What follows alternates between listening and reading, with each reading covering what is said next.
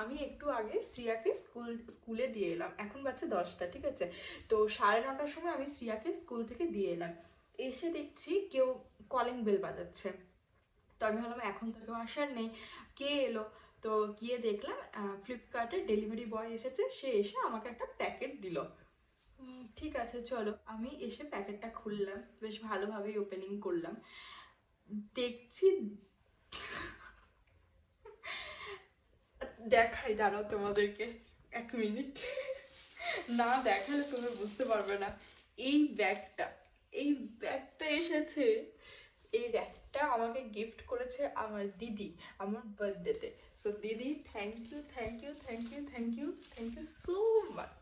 দারুণ হয়েছে ব্যাগটা। আমি এর আগে ভ্যান হিউজেনের হ্যান্ডব্যাগ ইউজ করেছি, কিন্তু কখনো অ্যালেন সুলির স্লিং ব্যাগ আমি কখনো ইউজ করিনি।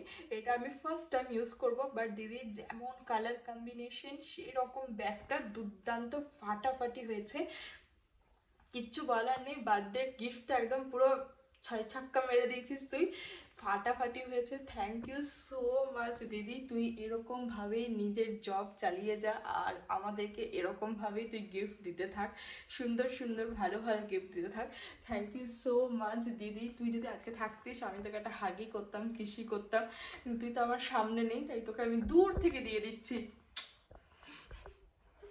থ্যাংক ইউ দিদি। তোমাদেরকে আরেকবার আমি ব্যাগটা দেখাই। এটা হচ্ছে ব্যাগের ফ্রন্টটা, আর এটা হচ্ছে ব্যাক সাইডটা।